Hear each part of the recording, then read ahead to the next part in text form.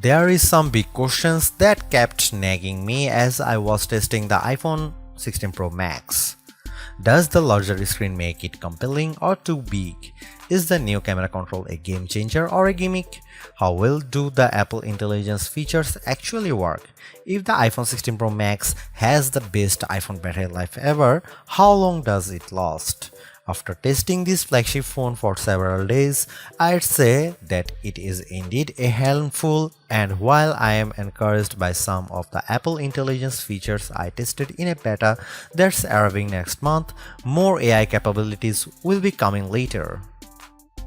Still, the battery life from the iPhone 16 Pro Max is insane and the camera is predictably great, so this is one of the best phones money can buy. Apple clearly still has some catching up to do with AI, and the design hasn't changed much with the exception of slightly slimmer bezels. But this is the new iPhone I'd buy with my money. The ginormous 6.9-inch iPhone 16 Pro Max starts at $1,199 US with 256 GB of storage and goes on sale September 20. You can upgrade to 512 GB for $200 more, and another $200 will get you 1 TB. I have been a Pro Max user for years, since the iPhone 11 Pro Max, but after testing the new iPhones, I'm actually torn about the iPhone 16 Pro Max. It has the largest display ever of any iPhone at 6.9 inches. Yes, the thinner bezels help keep the device somewhat compact, but it is still taller, wider and heavier than the iPhone 15 Pro Max, which I thought was the near perfect size and weight for a big screen phone. I have gone from feeling like I cheated the system to feeling slightly cheated.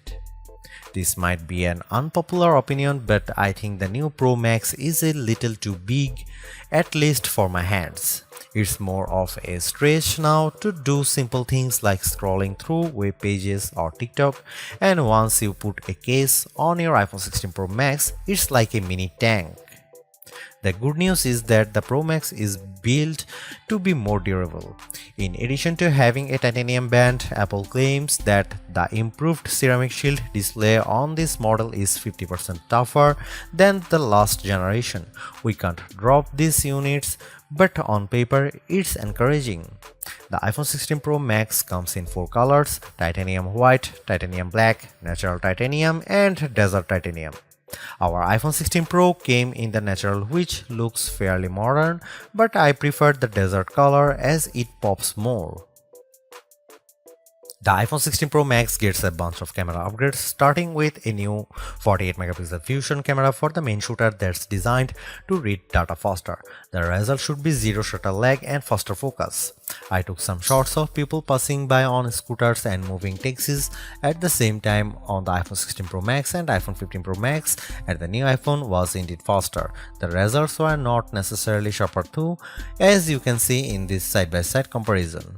Here are some camera samples of iPhone 16 Pro Max.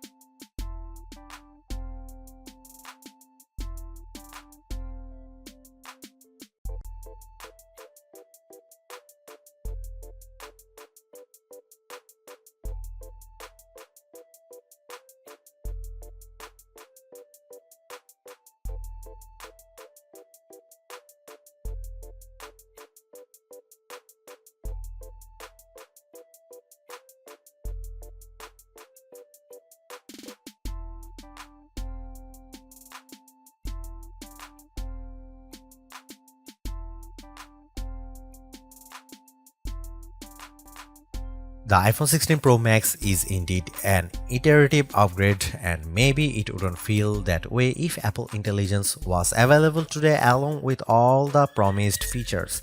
Instead, it's going to trickle out over time, so I would not to be in a rush to upgrade. Having said that, I think that iPhone 16 Pro Max is the best phone money can buy right now if you want the biggest screen and longest battery life. It lags in zoom versus the S24 Ultra, but you get more endurance, better camera quality, and plenty of creative features like photographic styles and audio mix.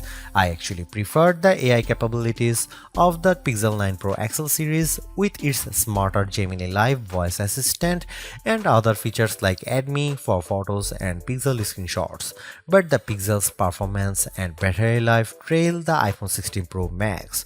For me, the iPhone 16 Pro Max retains its title as the best phone, but it's not because of Apple Intelligence.